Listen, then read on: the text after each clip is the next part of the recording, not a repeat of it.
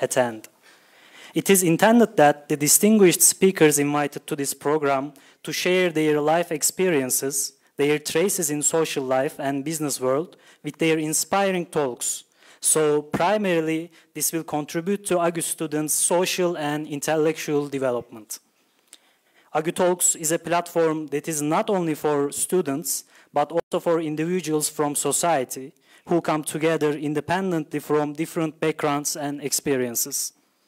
By the way, you can share all of your social media posts for today's event with AGU Talks hashtag. And it's also a special pleasure for me to announce today's guest of AGU Talks, Clariba Group Manager and CEO, Mr. Mark Haberland. We will have a small video about himself.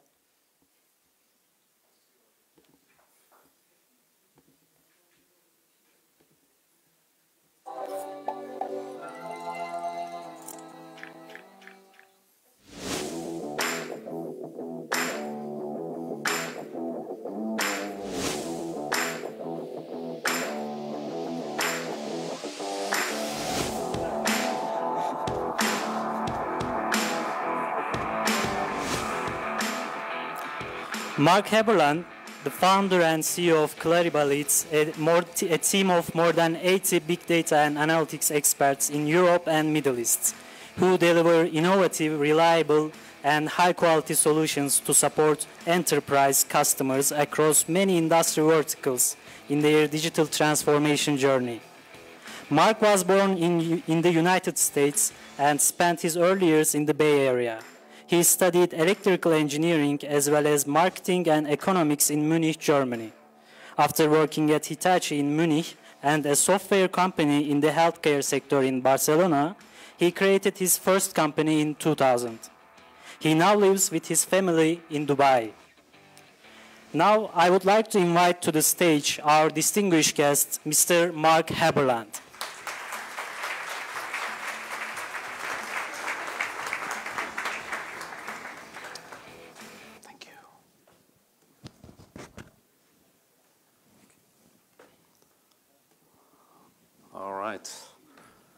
Thank you for the warm welcome, everyone.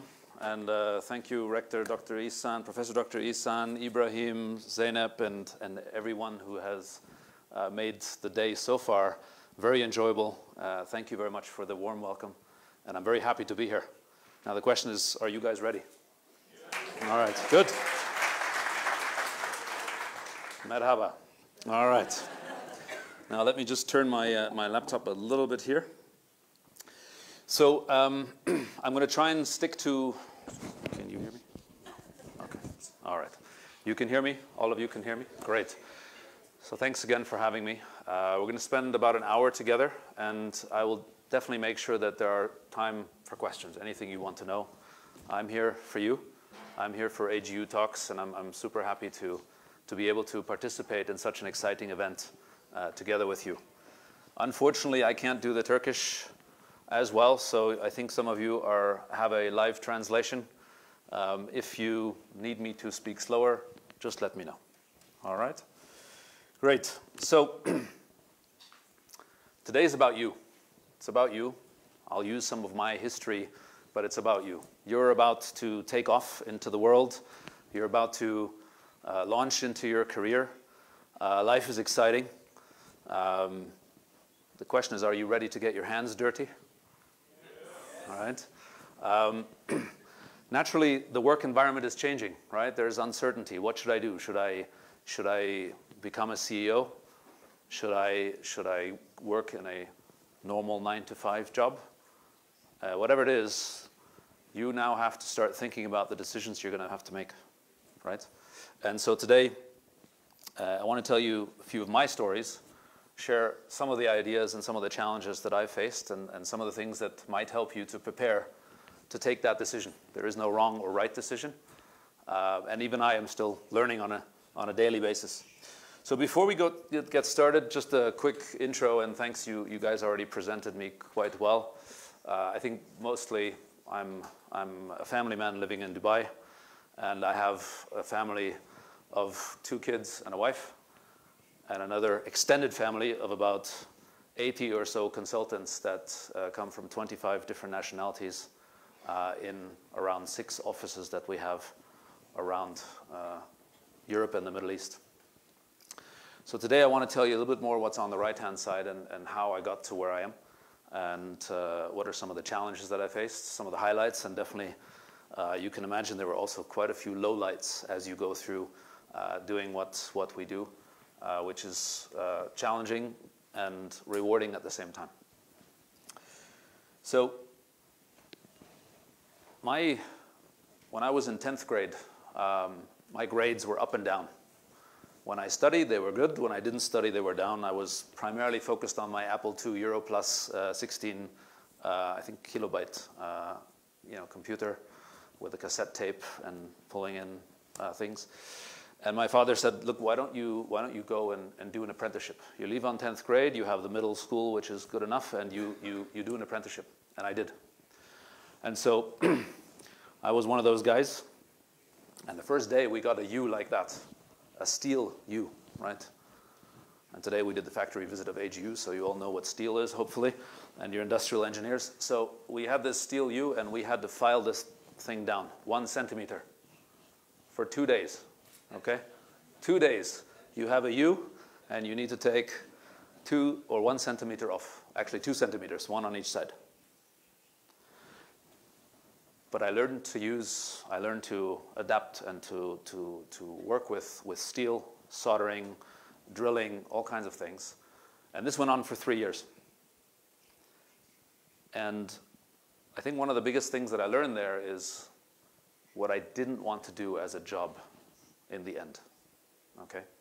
So the nice thing was there, I got to practice what real life looks like. I left school. Just like you will be leaving school, or when you have done an internship, you leave school, you get to learn, you understand what real life looks like. You get to see and work alongside other people that have that day job. And I quickly figured out, this is not for me, right? I like the practical piece, but intellectually it was not stimulating enough, right? So I did my studies in the evening to be able to go to university. And if this is what a typical classroom looks like, I was one of those people that had the motivation to be there. And why? Because I knew exactly what I wanted. And so that was one of the first things that I think for you as you now go out,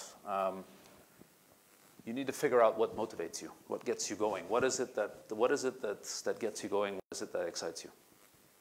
And so I think the one thing that is really important for you to do is to go out there, do the internships, go and visit companies, spend time with companies, get a summer job, whatever it might be. Of course, you're going to have some fun as well, right? But mix those two things, because life at work is completely different, right? And the earlier you do that, the earlier you will know what you do not want to do, and you'll probably also know very quickly, oh, this looks interesting, let's understand a little bit more about it, okay? So my one thing for you is really, okay, what motivates you, what gets you going, right? That's something that I would want you to take away from this. After studying, I then went on to work for Hitachi, Japanese company, large, huge, well-respected Japanese company. First 2.5 years, I learned a lot about traveling, organizing visits for the Japanese visitors. We went to Siemens, Nokia. A lot of the companies that don't exist anymore, we'll come to that, but these companies forgot to innovate. Nokia, Alcatel, Ericsson, all the mobile handset manufacturers that we went to visit back then, they don't exist anymore, or not in that form. So anyway, I worked there. It was a big company. And after about 2.5 years, I moved to Barcelona from Munich and worked for a software company. Completely different environment. It was a company where you had the network cables going across the floor. It was a startup company out of the US, and Barcelona was the research and development center. And that was a great contrast. Again, it was something to figure out what is better, a big company where you are just maybe a number, or a smaller company where you can actually make a difference. To me, it again was one of those steps that helped me understand where I want to go, right? And it was definitely small, make an impact, make a difference, make a change, and that was in the smaller company.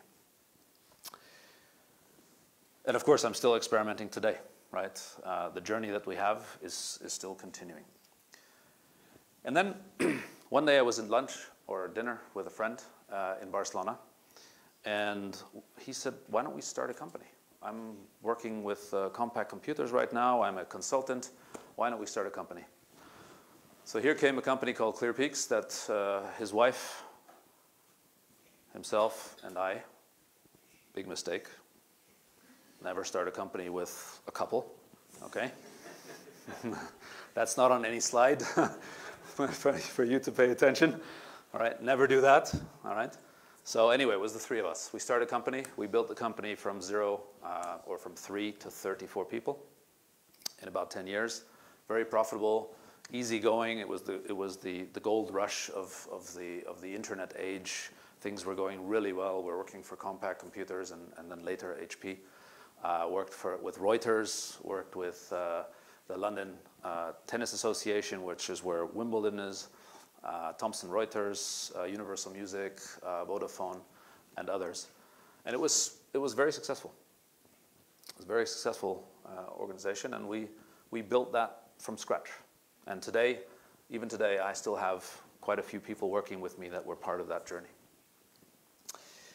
The challenge was that due to some acquisitions that happened in the technology space, all of a sudden we were doing SAP and Oracle, which are the two biggest competitors in the same company. And it's like selling BMW and Mercedes and calling yourself a premium dealer. So things came a little bit complicated. My partner wanted to set up his business also apart from Spain in the UK. And I had just started doing some business in the Middle East, in Qatar Foundation to be exact. And all of a sudden the parameters started to change, and we were not so sure if we still wanted to work together. We were doing fine, but it was sort of time to move on. And one day my partner, and he was feeling that, he said, "Mark, have you thought about maybe splitting?" And that's exactly what we did. We split the company in half. Okay, it was a bit of a shock. The good news is I was lucky that by chance I met a coach, a life coach. I always was interested in having a life coach. And I had the chance to take something that we had built that was successful and do it again. But with all the learnings of what we had learned in the first time, and we were able to do this again. And this is why this presentation is called the second chance. It wasn't that the first one failed. It wasn't 100% mine, as you can imagine, with the husband and wife being part of the story, right? But I had the chance to actually take what we've done, learn from the failure, and move and build what we now call Clariba. And that's how it started. I created a company called Clariba. I don't know if anyone speaks Spanish. Espanol, anyone? Okay. So claridad means clarity, and arriba means up, okay?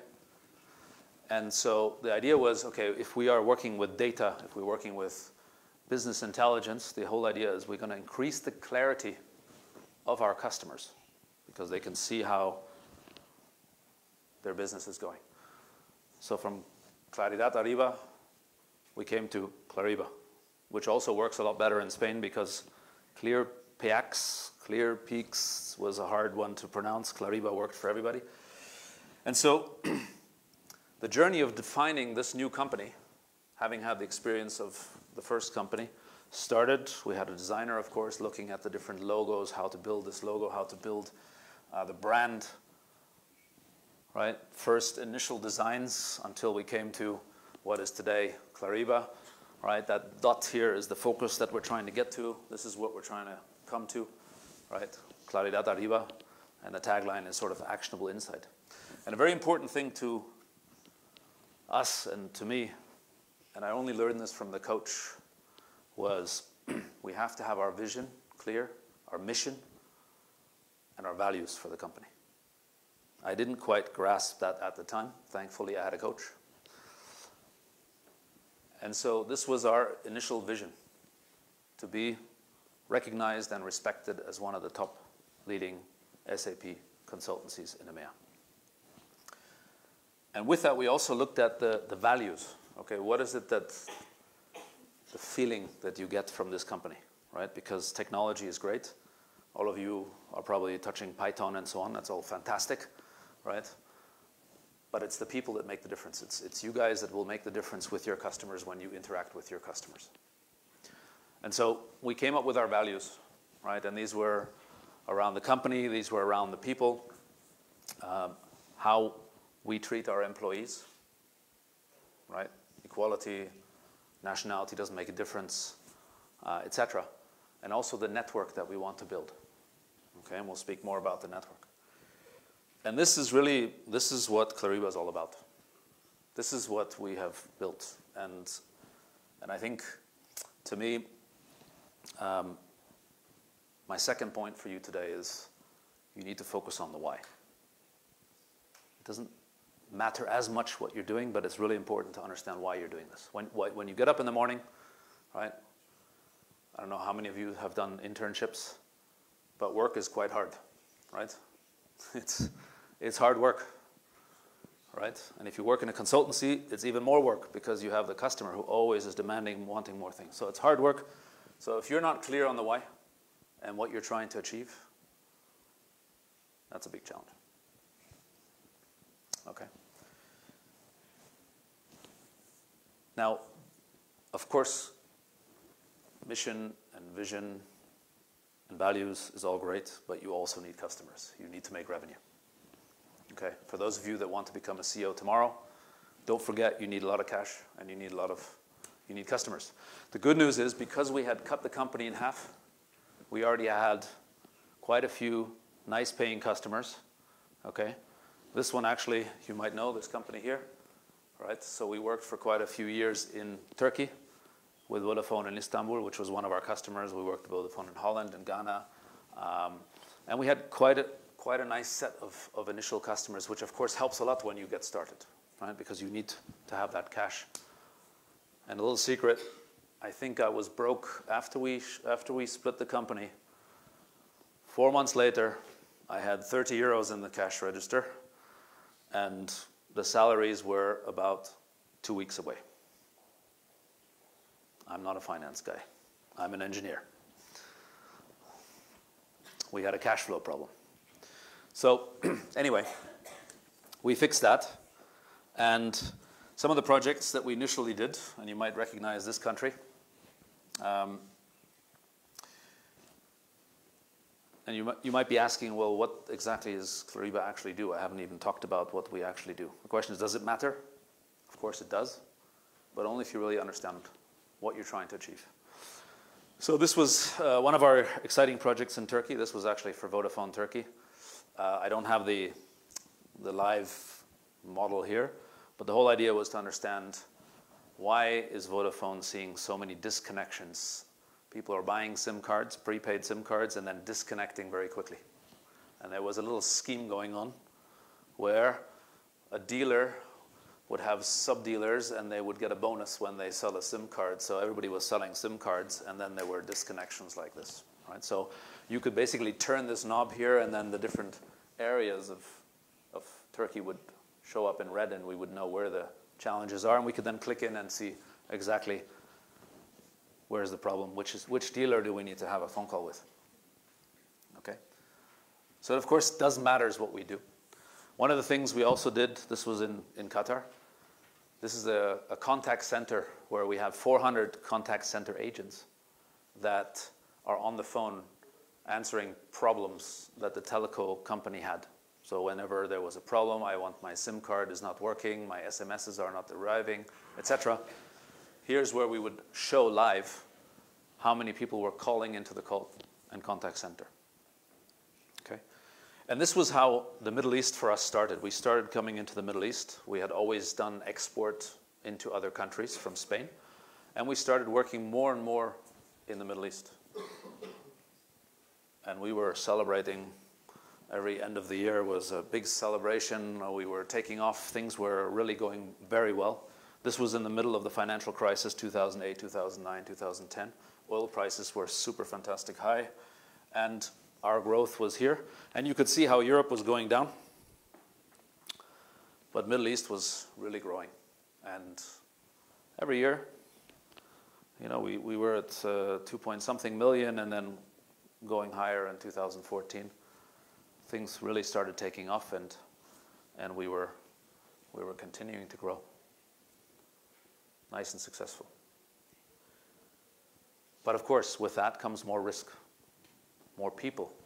Now you need an HR person, then you need a marketing person, then you need one more, and it becomes expensive, and the projects get bigger and bigger, right? But you have to keep going, right? And that's what we did. So we opened a company in Qatar. Now, I don't know if you've ever opened a company in Qatar, and I opened one here in Istanbul, and it was amazingly fast. I'm sure in Kayseri it will be even faster, right? Because Kayseri is money, money, money.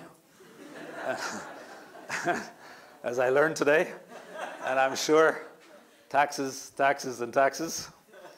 All right. So what we did is we basically convinced the state of Qatar that we needed to have 100% foreign ownership of the company. We spent 1 year. Normally, in the Middle East, you can never have, or hardly ever have, 100% ownership of a company. You always have one shareholder, a local shareholder, who has 51%. And then you have a contract where you sign and you say, okay, give me the 51%, I give you 20,000 euros per year, or I give you 4% of my revenue. But, you know, I'm German, straight. I didn't like that idea. So we basically worked 1 year to put together for the FDI, the foreign direct investment team there, an idea of why we wanted to have this company 100% foreign owned, because we're going to bring Qatari projects, we're going to have locals work with us, we're going to train locals, etc. And guess what? We got that. And when we now go to a bank to open up a bank account, the first thing they do is they say, oh, there's something wrong. Where's the Qatari? Sorry, there is no Qatari. Right? So a lot of hard work, a lot of risk, because the projects were getting bigger and bigger. We used to be happy when the project was 50,000 euros. 50,000 euros was like, wow, amazing. $50,000.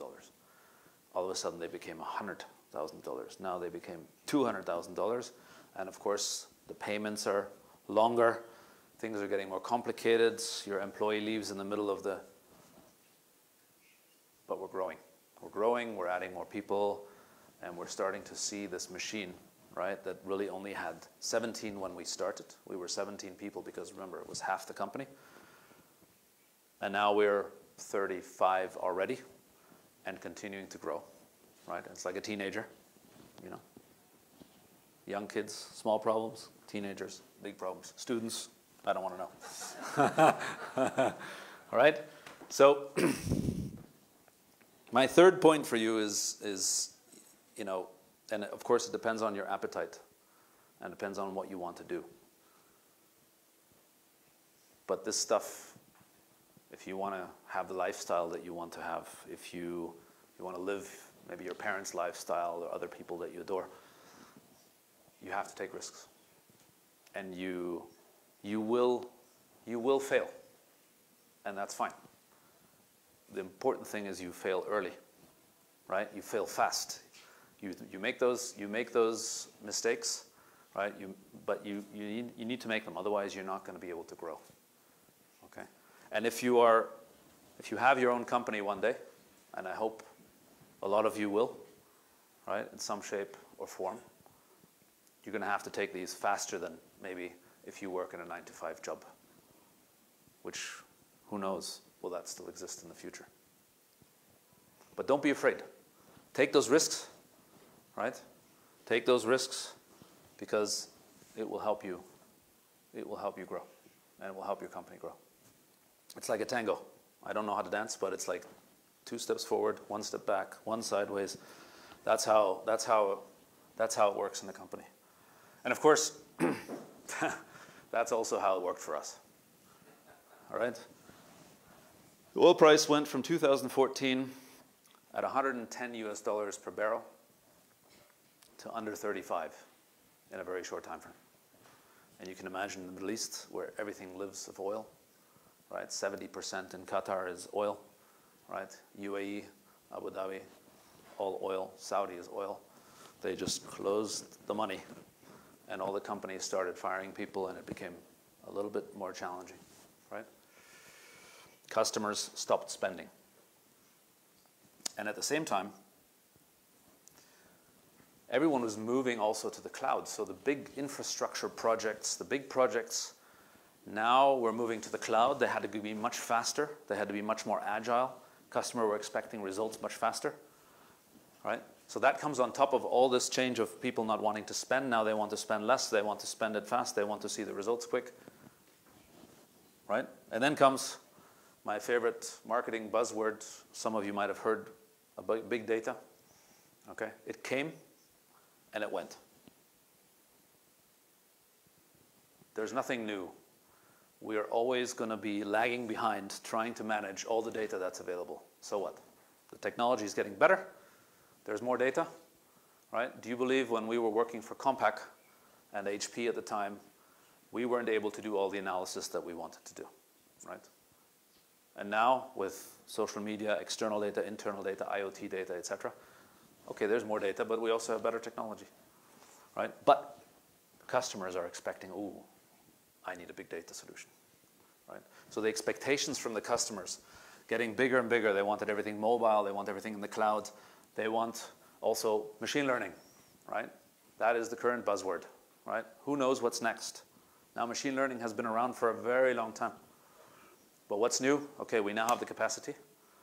And in some cases, we have the use case, right? So the question is, what does that mean for a company like us?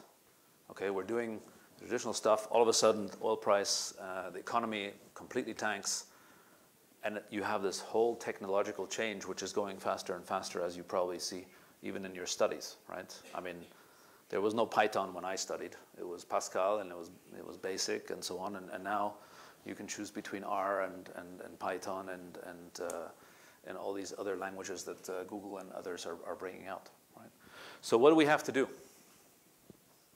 We have to adapt. So if you remember that vision that I showed you at the beginning, the good news is we actually achieved our vision. So we achieved our vision to be recognized and respected as one of the leading, or as the leading SAP analytics partner. We are still that today. But if we don't adapt as a company, if we don't help our customers who are, you have no idea, just as lost because they hear Industry 4.0, they hear big data, they hear all these things, and of course the manager becomes all nervous because to his boss he has to show he's doing something, right? They're just as scared. And so we have to be that consultant that now helps those customers to make those changes and to integrate the data from the different data sources from the machines with the IoT, right? Integrate that potentially with the back-end ERP system, do the predictive maintenance, optimize the machine uptime, etc. So we need to sort of be a consultant now. And so we needed to adapt, right? And that also requires a completely different set of people, potentially. Because if you can't keep up with this change, then you're one of the old-timers. So one of the things we launched, which I'm sure you guys are going to like, is we launched a hacker program. We call that a hacker program. Now, when we made the first YouTube videos, that didn't come over well because we sent them a link by email that said hacker program, okay? And when the head of IT at ADNOC, which is the oil and gas company in Abu Dhabi, saw that, you all of a sudden saw these WhatsApp messages going around of this company that had sent a hacker mail, right, to ADNOC. So we had a little bit of a challenge there. But to get back to the point, the whole idea is that we need to be able to innovate together with our customers. Our customers, they are trying to manage just what they have built, trying to keep it up and running, right? Sort of like the Kodaks. I don't know if anyone remembers Kodak, right? Or, you know, Universal Music or Sony or one of these, you know, all of the music companies that are now being overtaken by Spotify and others with media rights and so on. So our customers are busy taking care of what they know, but they're scared to innovate. They need to innovate as well. They need to innovate, otherwise they'll be gone, right? Again, think of Nokia and the many other examples that are out there. So not only does our team have to change, but also our customers have to change. So we launched something that we call the Hacker Program.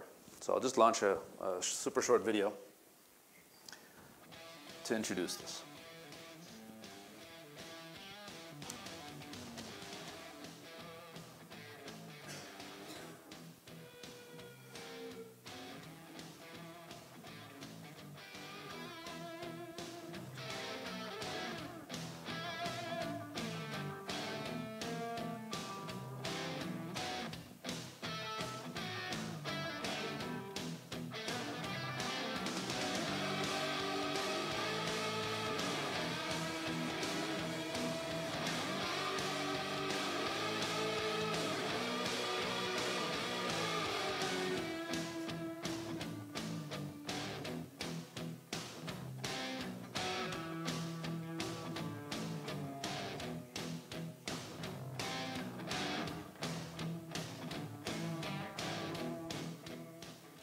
So what we decided to do is, we said, okay, let's create a company within a company.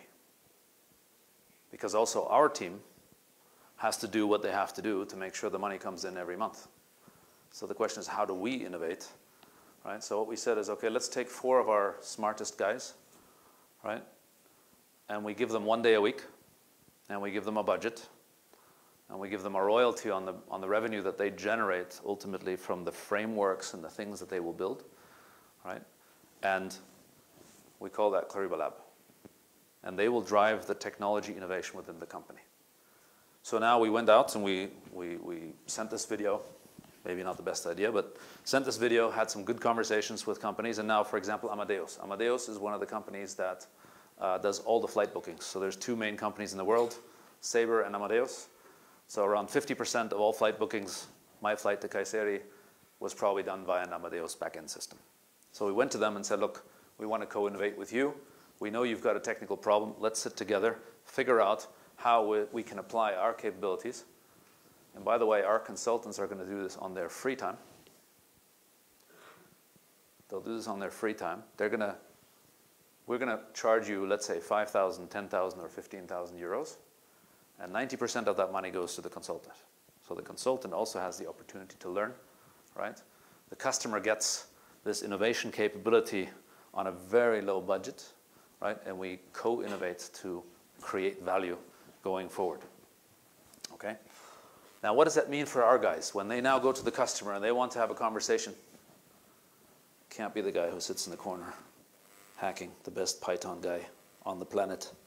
How he's going to talk to that Amadeus guy, it's not going to work, right?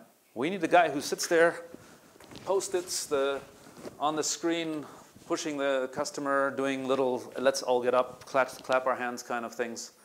We need to now innovate. We need to come up with ideas. We need to discard ideas. We need to work together as a team. We need to be able to present. I think in AGU you learn that. But if you don't, okay, start thinking about not only the technology piece, but also your presentation skills, your mind mapping skills. Those are the things you need to know, right? Because there's always going to be some programmer, right, or developer who's going to be better than any one of us. But if they can't communicate, if they can't get that CFO from Amadeus and say, let's build an optimization program here to optimize your bookings or whatever it might be, if you can't have that, then you've got a problem, right? So those are the kind of skills that you need to think of, and you need to continuously adapt. So My fourth point to you today is really about continuous learning and reinventing yourself, right? We were a business intelligence company doing analytics, and what we actually do, I'll show you a couple more examples later, right? But we also have to shift as a company, otherwise we're dead. And if we don't continuously innovate with our customers, sometimes there's a little bit of marketing behind it, of course, right? But we have to innovate with our customers. And that means that also everyone in our company has to change their hats over time, right?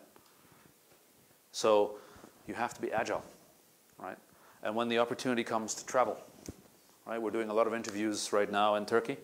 And the one question that always comes up, do I have to go to Saudi? Well, the question is, have you ever been to Saudi? Right? You hear a lot, of course, you see a lot on TV, but you hear a lot about, you know, Germany or Turkey as well, and, you know, it's not so bad. Open your horizon and stay agile, stay fresh, continuously, right? You have to continuously innovate yourself, especially in this fast-moving environment. Okay. So a little bit more about our journey. As I mentioned, we started in Spain, then we went to the Middle East. HANA was one of the top solutions. That was one of those technologies that SAP brought out, which has really changed a lot of things, a lot of things. It's an in-memory database. Okay, there are many in-memory databases out there, but SAP had the money and the customers to make it successful. And that in-memory database came out and runs on Linux, runs on probably 32, 64 cores, whatever it might be. And the entire database is in memory. So what used to run on hard disk, which was very slow, can now run thousands or millions of times faster in memory. And so we were one of the first companies in the Middle East to start working with that technology. Of course, we had the Chinese developer on the phone with us because the joins didn't work, the data was not matching, right? It was a brand new product. But again, if you don't want to innovate and you don't want to make mistakes, you don't want to fail, you're not going to learn, right? So we adapted this very quickly, and we're probably one of the companies in the region that has more HANA projects than anyone else. And then what we noticed is, and that sort of fits with what I've been discussing, is that with digital transformation, a lot of the things that we were doing originally have now changed. They're becoming apps, right? All of you have your apps on your mobile phone. And in the business world, the same thing is happening, right? You have your Uber, where you can track exactly what's happening. And the Uber only does one thing. It's only for ordering either a cab or potentially food or whatever. And so what we noticed is that and this is what I was mentioning before, our technology was shifting from traditional to new models, new data models, new business models. And so we were starting to build apps, okay? Enterprise apps, not games, enterprise apps, right? And now we're in the business of building sort of digital transformation platforms. So where are we today? Our focus is data, right? We build data-driven digital transformation solutions, and we try and build those together with our customers and across quite a few industry verticals. And if you remember, right, recognition was one of the important topics for us, so we always made sure that we're recognized as the leader, right, which means also that we present a lot. We try and present ourselves in different forums. We speak at SAP presentations to make sure that we are seen as one of the leaders. And so we're also lucky as a result of that to work with very high-end customers, as you'll see in a moment. Innovation is critical, right? This reinventing yourself is absolutely critical. But you can only do that if you have the best talent, right? And one of the reasons I'm here today is because of that, right? You guys are the talent of tomorrow, right? Or the day after. So we're looking for those people that will move along with us along that journey and continuously reinvent themselves, support the customers to grow. And lastly, of course, you have to somehow put yourself in the customer's shoes, right? You have to adapt to what they want. What is it we actually do? All right, ultimately, we connect to any data source. We put it into any data warehouse, and then we visualize that data or write that data back into the system. And we don't care whether it's in the cloud. We don't care which technology you want from us. Just give us the technical business problem, and we will come up with a solution. We are SAP's #1 analytics partner in the places where we operate, but we don't have to, right? Because Amazon, Google, and Azure and all these other solutions are quite strong, right? And sometimes more innovative, but we're trying to make sure that we mix the technologies, right, to provide the solutions that we do. And I'll show you a couple of those in just a moment. So as a result, you might not know all of these companies, but we are fortunate to work with the big ones, the most important ones, right? So you know Vodafone very well. DP World has 60, 70 container terminals worldwide, including in Turkey, right? So every 5 minutes or every hour, depending on the terminal, we get all the terminal data, all the movements from the terminal into this in-memory database that we call HANA. And then they can do analytics, and they can basically understand how is the terminal performing, how are the different terminals performing across the regions in almost real time. Amadeus, Nespresso, etc. Right? The only way for us to continue to work in these kind of companies, and if you want to work in one of those companies, either as a consultant or directly, is you've got to be one of the top ones. You've got to be able to present yourself. You've got to be able to survive the interview, which probably no one's going to ask you to sit down and write a piece of Python code. That's my guess. All right, so you need to be able to present yourself. So some of the solutions, and I just picked out a couple of ones. So this is one of our favorite customers. Why? Because we love design. And what we do is also quite sexy. We try to make it as sexy as possible. And Desigual might be out already if you ask the fashion people, okay? So they're struggling with their brand because of all the colors and too many colors, right? But for a dashboard, it certainly works very nicely. And in fact, on Black Friday, in every floor of the Desigual building in Barcelona, which is where the headquarters is, we had the live data streaming from the stores so they could see how the different products are selling. Are they running out of stock? Do they need to potentially bring more stock? Do they need to optimize their supply chain? And here on this dashboard, you can basically click on any one of the products and you can see which are the top sellers and so on. Another thing we developed is we developed an app which is basically for C-level executives, for the top-level executives in a company, who all use a mobile phone. And they want to see how their business is going. They don't want to have to talk to IT department, right? Because typically you have the business people, and then you have the IT department. And the IT department and the business people, they don't always get along. And so things take a while. So what we said is, okay, let's build a mobile app, right, native iOS, where we can stream the data in real time, very easily, without requiring a lot of interaction with the IT department. Just one example. Completely new technology, latest technology. Another one is we do a lot of work on HR. So customers have, of course, they want to know, how many male, female population do we have, how many nationalities we have, what is the distribution of our salaries across the company.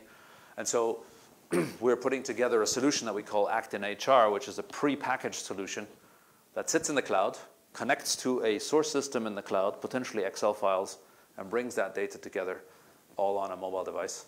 So the HR team can basically see how the organization is running from an HR perspective. Probably the most exciting for some is our football solution. Okay, about 4 years ago, when this whole digital transformation thing started, one of our projects that we came to by accident was a project in Qatar for probably one of the richest nations in the world that have a lot of money to spend on innovation. And they also have an academy for football. And they bring young talent from all over the world and train them there. I don't know if any one of the Turkish clubs train there, but typically FC Bayern go there and have matches. They train there. And so we had the opportunity to build a solution in HANA on-premise, okay, so in the data center of Qatar, that brings together all the data from the football players, from the soccer players, from the training data, the match data, the psychology data, etc., so that the coaches have all this information on their iPad and basically can take better decisions on how their players are performing. That typically is something that happens in Excel files, paper, and so on. Right? So here you see some screens. So we collect medical data, performance data, technical, tactical, match analysis, and scouting data. We have dental information, pedometry, nutrition, all this information. I just want to show you a quick video of what that looks like in a live scenario. Here's some screens. Now this is the nicer version. This Qatar was our first version. And on the back of that, due to the network, which I'm going to come to as well, the guy who was doing this in Qatar became appointed the head of performance of the Italian national team. That team that was not in the World Cup this year, right? Or last year. And guess what? We won the project to do this for the Italian national team. This time, not on-premise, but in the cloud. Okay? So we had to reinvent. We are building our first mega app. Okay? That app that I'm going to show you now, it's a video, right? Has about 160 screens. Now, if anyone has ever built an app, right, with this kind of look and feel, layouts and so on, the complexity behind that, the data model behind that, this was one of those situations where the company had to find the right people, because we didn't have them internally, to be able to innovate and build something like this. Right? We won, by the way, against Microsoft, Atos, IBM. We won against the big boys, Accenture. Why? Because we're flexible, we've got the right team, and we can deliver. We don't have the name, but we can deliver. So let me just show you this short video. Digital transformation is changing the world we live in today. Every industry, every service is impacted by rapid digital change. Professional football is the most popular sport in the world and has not been immune to the digitalization of its operations, matches, and athletes' performance. Clubs around the world are striving to achieve a competitive advantage and increase performance from the immense data available. The era of the connected athlete is here, and SAP technology provides the best platforms and analytics tools to make it happen. With references ranging from Aspire Academy in Qatar to other football clubs and federations in Europe and the Middle East, Clariba, an SAP Big Data Analytics expert partner, has developed Clariba Act-In Football. The Act-In Football solution revolutionizes day-to-day decision-making for high-performing football organizations by providing players, coaches, and managers real-time performance feedback to take action, maximize impact, and ensure success. Clariba Act-In Football integrates data ranging from medical history, performance and research data, match analysis, GPS training data, to technical and tactical session information using SAP Cloud Platform technology, the leading enterprise cloud platform service by SAP.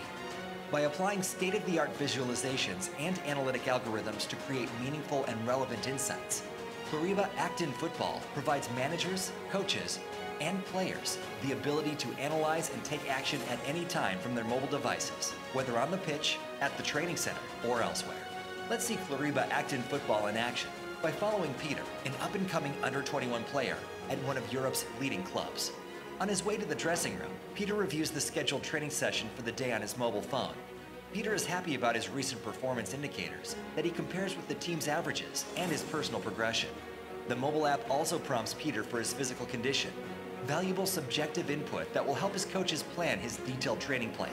With a few clicks on his mobile phone, Peter responds that he is feeling tired. He has suffered a series of small injuries recently which have affected him and require attention. Steve, a veteran coach at the club, is preparing today's training session for the under-21 team. Steve is reviewing each player's latest data, including their performance, assessments, training sets, and injuries. Thanks to the Clariba Act-In Football solution, he is able to rapidly and easily navigate through many data points previously not available to him. Equipped with these insights, Steve puts together the training plan for the day with the objective to work on improving the team's and the individual player's performance. Alerted by Peter's condition, Steve meets Peter before the training to show him his performance data. At Steve's office, He shows Peter how his subjective input is predicting a high risk of injury. They both agree to take Peter out of the group training and to have Peter focus on the special recovery session the system has proposed. It's match day, and Peter's team is up against the leading team in the under-23 league. In the second half, Peter converts a well-placed pass and scores a beautiful goal. The team wins this critical game. In the post-match analysis, Steve runs through the performance analysis on his iPad with the team. Peter's goal was not a streak of luck. The data showed that Peter had been running 40% more than his peers, allowing him to be well-positioned on the pitch to receive and convert this pass. This goal was just a matter of time. Clariba Act in Football delivers football performance insights to teams every day. SAP and Clariba, the winning alliance for high performance in football. So this guy, Peter, by the way, is a Clariba guy, of course. so even in Clariba, you have to sort of wear multiple hats, right?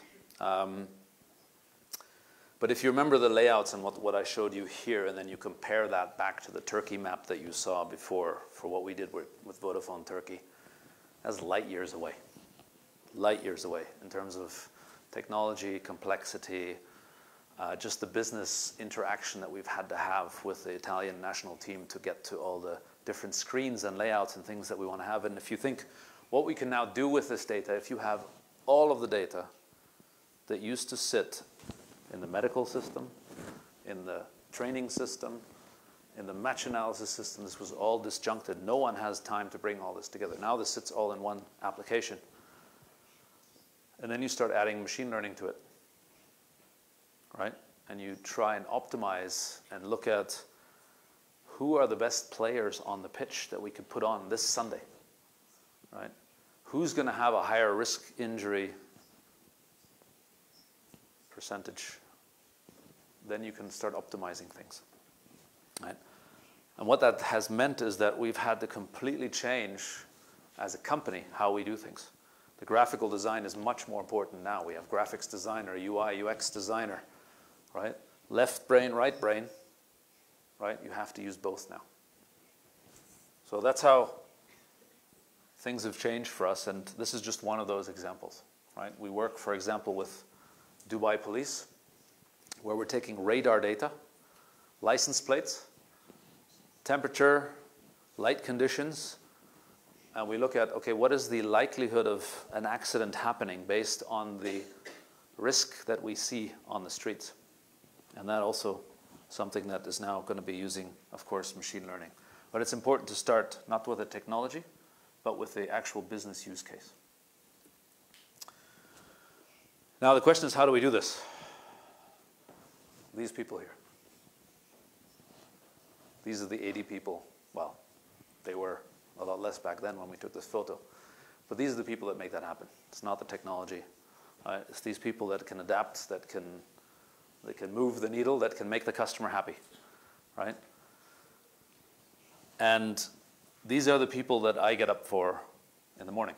These are the people that they will make a difference. They will make a difference in the companies that they go to, whether they work on building a company, whether they work on sustainability, whether they work on inequalities, they work on whatever it might be, right? But these are the people that make the difference. And they grow. They grow in Clariba, right? And so your job will also be one day, hopefully, to grow people, to help them succeed, because then you will succeed. Now, some of these people leave. Some of these people leave. And you can be very angry about that. You can get very disappointed. It's very hard. It's super hard, right? But interestingly, some of these people that have left us, right, have now the top jobs in some of the top companies, right? Whether it's the head of analytics at MAF Properties. MAF Properties is the company that runs the mall, one of the biggest malls, the Emirates Mall, where you can ski in Dubai. You might have heard about that one. Another guy is the big data team lead. One is the head of analytics of British American Tobacco, the cigarette manufacturer #1 worldwide. Another one, director business intelligence at Sareb. They've all left us But guess what? We're still in touch. They're part of the network. They're part of our network, just like when you one day leave this university, you will be an alumni of this university. Don't give that up, right? Now this guy here has given us about 4 million euros of revenue, right, in the last 5 years after he left us. If we would have burnt our bridges, if we would have not been in contact, if we would have not stayed in contact, we might not have been able to work with him into the future. So my last point to you before I wrap up is you've got to build your network, right? Use the opportunity here. You've got so many different teams, nationalities, peoples, expertise in this room. Make sure you stay in touch. Make sure you know who you're going to work with, because you're not going to be able to do everything yourself. Even if you're the Python guy today, right, you're going to need another one, or you're going to need a UI or UX or whatever designer. You need to start building that network. You can't do everything in-house. Even our company has to work with experts. We have to work with those people in the football that build the sensors, because we're going to integrate that data. Are we going to start building sensors? No way. People have already done that. Right? So you need to build that network, because that's going to make you stronger. It's not about you alone anymore. It's about building that network and figuring out who can you work with, who are the people that are compatible with you. And again, don't forget, that comes back to the values that you also need to have. Okay? So as you're in the final process, you still have maybe a couple of semesters left at this beautiful campus. You know, just a couple of words for you before you go out, right? And let me summarize what I was trying to bring across for you today. Figure out what motivates you, right? These are some of our interns that I interviewed before I came here, just to ask, what do I tell you guys, right? And they said, well, tell everyone that it's a lot of hard work, okay? But they started as interns a year ago. They actually had to do a presentation of their internship, and you know, they told us how they cried and all the things that happened. They even had to carry these sandbags when we did some kind of a race, right? But they're now employees of Clariba, and they're people that will hold up the flag and get things done, right? And so for you, you know, get your hands dirty. Studying is fantastic. This university is amazing. You've got the amazing foundation, but if you can't apply what you're learning here, if you don't apply it as quickly as possible, you're not going to know what you want, right? And that's going to take some time. It takes time to figure out what you want. So get your hands dirty, just like these guys did. Do an internship, do a summer job, give us a call. We'll try and see what we can do, see if we can do a final semester project with you, whatever it might be, right? Get your hands dirty and figure out what you want or what you don't want. It's just as valuable to know what you don't want. Always start with the why.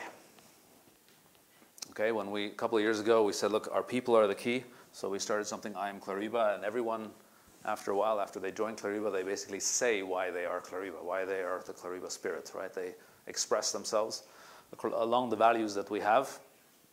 So Christina, right, is one of those that, you know, this is why she is with us. This is how she expressed how Clariba is.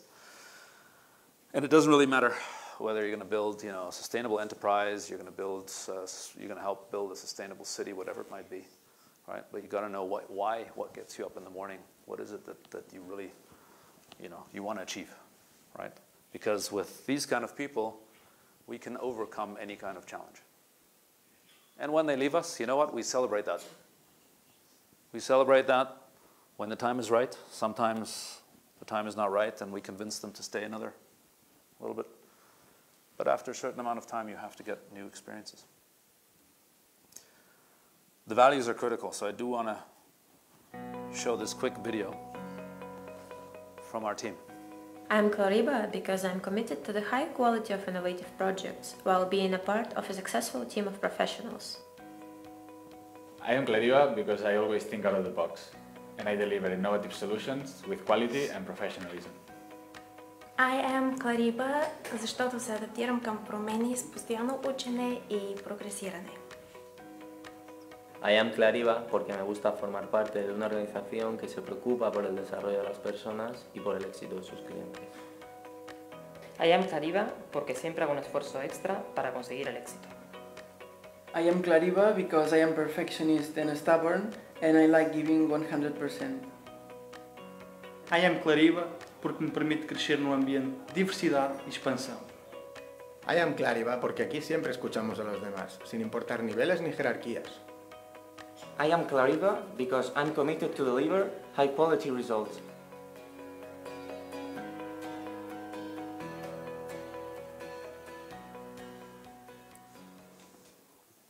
So when that professional coach, told me, hey, you need to get your values clear.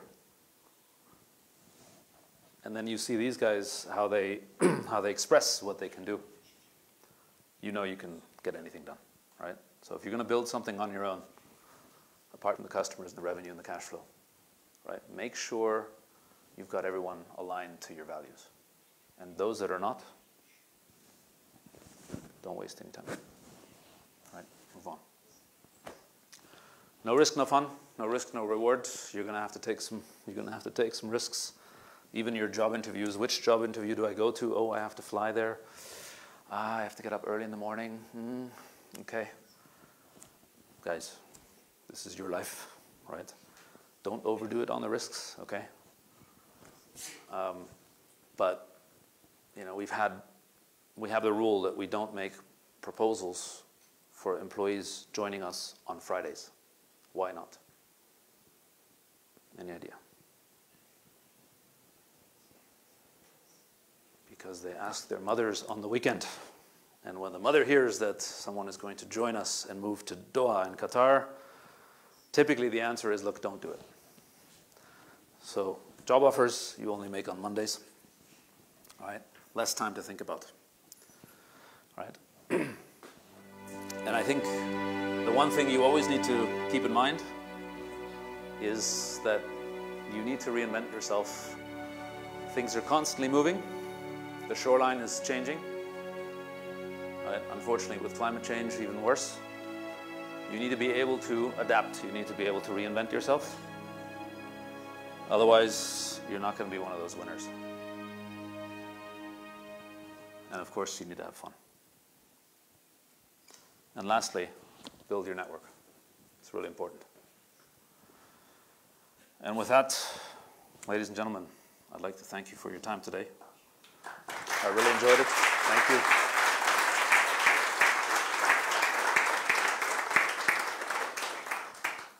Now, does anyone have any questions? Please. And don't be shy. You're allowed to ask any question.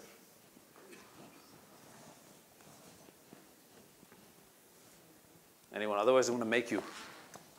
Yes?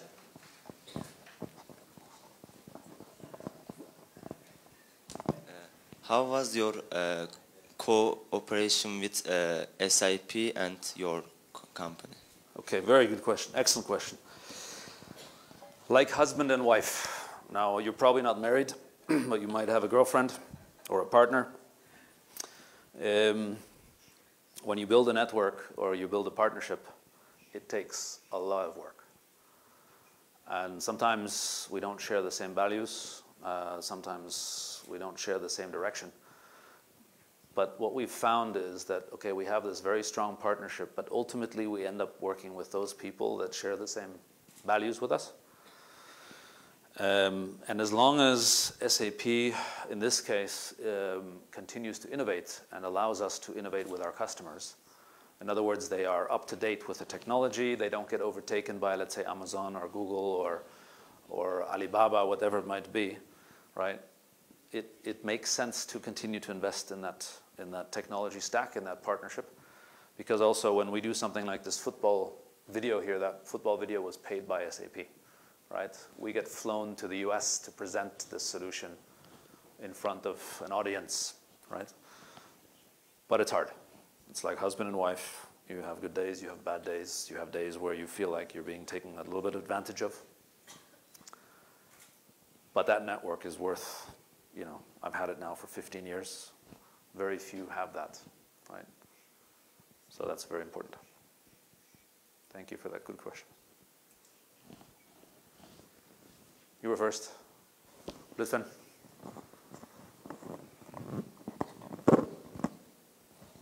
Hello. Yeah. Hi. You mentioned a coach in the start about you met a coach, he helped you. Who exactly is that person? What's his qualification, and how do we know who to trust or whatever? Very good question. So, I'm someone who gets very excited very quickly on ideas, right? So with Professor Ibrahim today, we're discussing where my office is going to be in Kayseri, right? And that's how this story with the coach started as well. So basically, Barcelona women's, I wanted to have a professional coach or a life coach. Didn't really know why. My life was going fine. I had no need. There was nothing negative or nothing extraordinary. And there was an email for the Barcelona Women's Network, which my wife gave me and said, look, there's a coaching session. Do you want to join? And so I just said, no, I'm not going to join. I'm just going to have her come to my office. We have a conversation. And she works for a very well-known, reputable company. So there are a couple of coaching companies that are well-known, and if the coach comes from those, then they typically certified. So to answer that question. And what she made me do is she made me write down what people would write about me if I was to die tomorrow. What would they say at my funeral? And very interesting way of doing it, right? So I wrote down, okay, the funeral is going to be perfectly organized, German, and right? But the guy's not going to be super happy, right? And then she said, okay, how would that look like? And then pick a range, right? Pick a range, 5 years, 8 years. And so I picked 50, right? I was 42 at the time, and I picked 50, which was last year. And then from there, you go backwards and you start defining what you want to, how are you going to get to what you want to achieve? And then you have weekly sessions, or every 2 weeks session, 1 hour. And it's hard to believe, but someone like her can bring you to cry, okay? And she doesn't answer any question. She just asks questions, because the answers you have. So there were no suggestions that were made by her, maybe getting me to those things, but typically a coach does not answer questions. They ask you questions and you come back with answers. But I just had breakfast with her 3 weeks ago in Barcelona, and I haven't been working with her for a while now. And everything you saw today, right? Everything you saw, from the logo, the values, the mission, everything started in those conversations, because it wasn't a life coaching session anymore. It was about how do we create, in a 7-month time period between my partner saying, why don't we split up, and then the actual launch of Clariba. We spent 7 months preparing for that launch, right? And so that's why this was also called, the second opportunity, right? Second chance, is because you could do the perfect setup. Now, we're not perfect and we have a lot of issues, but that's how this was done. So if you can afford it, and there's different ways to do that, it's an amazing thing, right? Many of my company have gone through it. Anyone who interviews with us has to do a personality assessment, right? And we look at, okay, do they fit in our organization? Do they fit in the job that we're looking for? And that's all due to that, right? My HR manager, which 3 of you guys here, 4 of you guys know, used to be our marketing manager. That was also because of the coaching. She wanted to move into HR. Fine. If you want to do that and you've got a goal, go for it. I think one more question. I think most of us have many ideas, but how can I say this is the right idea, or I have to start this idea? Yeah, it's a hard one, of course. You're gonna have to at some stage risk it. Okay, I meet a lot of people that do this, right? They do a lot of talking. They have great ideas, right? But an idea without execution means nothing. And so the challenge is at some stage you got to get feet dirty, feet wet. You might have to find some cash to be able to do it if you're trying to set up your own company. It's hard work, right? I mean, 12, 14 hours is what you have to expect if you're going to open up your own company. Sounds great. The title is amazing. CEO is amazing. But there are days I would love to change with you, swap with you for a couple of days, and you know, I just do your college parties and have some fun and sit in the and give the professors a hard time. So the challenge is you have to get your feet and your hands dirty. How do you know what's right? A lot of times you don't, because you stumble on it, right? If you would have told me 19 years ago that we would be building solutions for the Italian national team, I would have said you're crazy, right? I don't even, you know, football is not even my passion, it's the passion of my guys, right? But some of my guys. But you have to fail, and you have to fail early, and you have to try things out, right? At some stage you got to stick to it as well, right? There's a lot of people where maybe the parents have a lot of money and then they try a lot of things. You have to stick with it. It's hard work, right? Those guys carrying those sandbags, that's roughly how it is. You have to stick with it for quite some time. And you have to go through a lot of ups and downs. Can I ask another question? If there is, yeah. Okay, quick. Okay, like when I should get the point, like I move on to this idea. For example, if I try an idea and it's failed. Yes. When I should like stick to it or like move to another one? Well, that's the hard part, right? You got to know how long you can hold on to something, right? And again, that's where the network comes in, because if you can bounce your ideas off other people and you can say, look, do you think this is going to work? Or how can I make this work? And how can I get extra hands and support an idea? I mean, there are so many ideas that, you know, in the .com time, right, 15 years ago, and even now, you hear of, you know, business models that can never work, right? The only guy who still believes it is the guy who is trying to raise money for it. So you need sometimes an outside perspective as well, and try and seek that as quickly as possible and have conversations, test whether you have people willing to pay for it. Because if they don't want to pay for it, you don't have a product. And you can't get to perfection. You have to launch as quickly as possible, right? Our football solution is still being built, right? It's going live this month. But we're marketing the hell out of it since last November, right? With screenshots and things that half work and so on. Why? Because we'll never have the finished project, because as soon as we launch this thing anyway, Apple is going to launch iOS, whatever it is, and we need to upgrade again. So it's never going to finish. And I have friends who they've developed something and developed and developed and developed. It was a great idea, but they were out-developed by somebody else who went to market faster with a product that wasn't ready. We have another question. Back here in the corner. Two.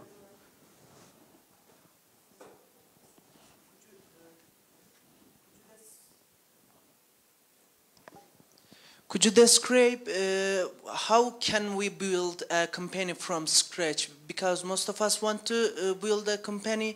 We have got dreams, and we know today's necessities. How can I combine both of them?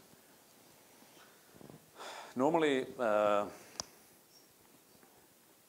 mean, look, my journey was a pretty traditional one, right? So big company, smaller company, then it was a partnership, and then it was my company, right? And so I haven't gone the other way, which is, okay, we go to an incubator, which is one of my answers. I would try and go to an incubator with my idea and see if I can get initial funding. Normally what happens is you go to friends and family, you say, I have an amazing idea. Do you have some money, right? You take everything you have, you sell your car, you spend days and nights, and you bring a minimum viable product out, and you try to go to an incubator. You go to a university that will typically it's connected with universities. You can get funding potentially, and see how you can get started building that solution. Sometimes it might be better to start with a company first, learn how an end-to-end company and everything works, right? Because sometimes you're the inventor, but that doesn't mean you're going to be a good CEO. You might be a fantastic programmer, coder, etc. But if you can't manage the team, you're going to need a partner who you can give that to, right? And you have to have somebody else who can sell potentially, right? So if you're a programmer and you can't sell, it's very tricky.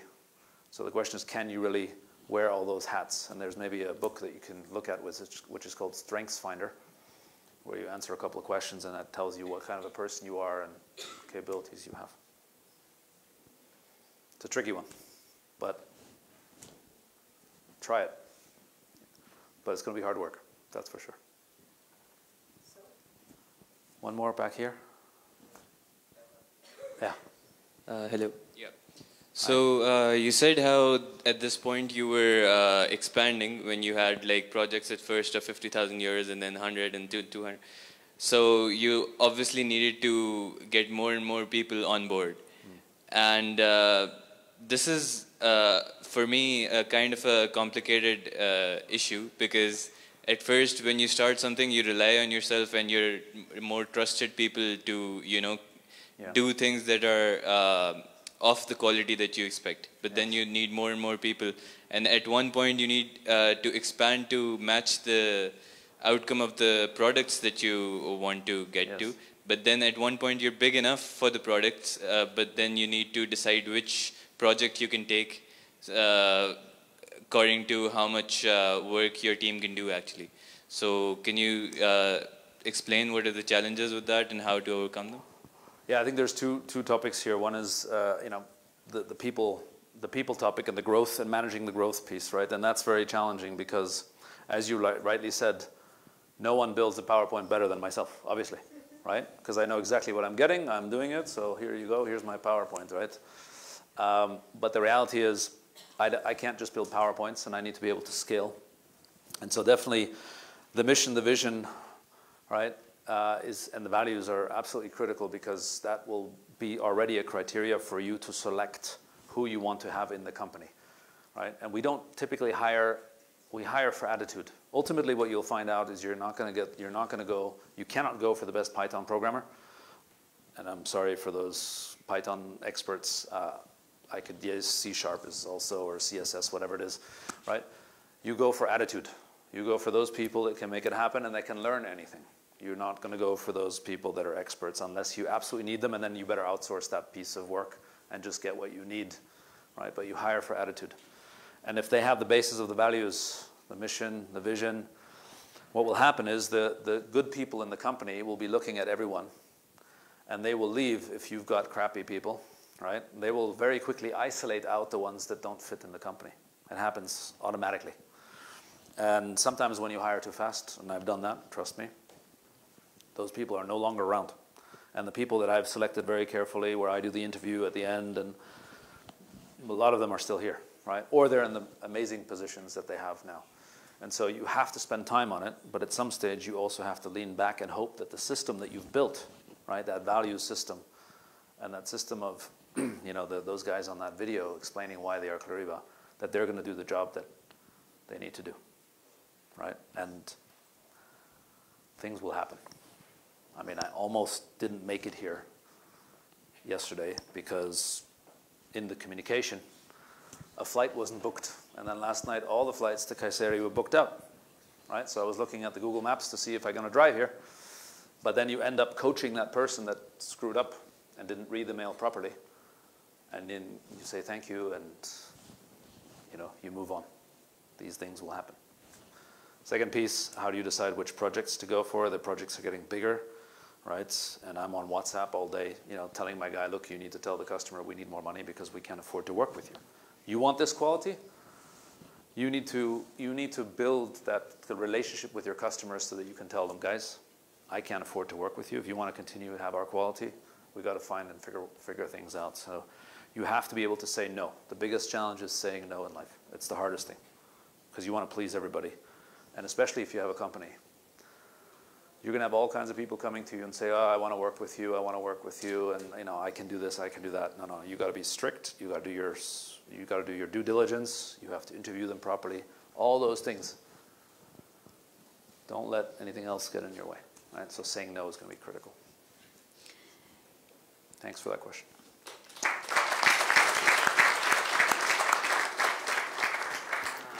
Mr. Eberland, thank you for coming up. My pleasure. We have a small present to show our gratitude for your inspiring speech. Thank you. As one of our biggest value is sustainability, we have planted on your behalf. Oh, wow, amazing. Thank you so much. Is that in Kayseri? Is that near Kayseri? Is that? And where is that? Okay, fantastic. Thank you so much. Thank you, everyone. Thank you. Thank you. We have one more present. One more? Oh my God. How many more speeches can I give? Yes, so that's great support. I would like to share you with our nice presents, which is from Open Arms Kayseri. Oh, the Syrian refugee woman. Spectacular. For you Spectacular. And for your kids, my kids are going to love this. Absolutely. Wife we have, and for oh, fantastic. And this is SDSN, Sustainable Development Solutions. Excellent. The SDG lab you spoke about. And I want Great. Özge Hanım also to come, please. And then if you have time, we will have a photo in the stairs. Fantastic. Özge, this is for you and for your lovely husband. Thank you. So let's come here. Okay. Okay. Let's go to the Okay. Yes. Take this off.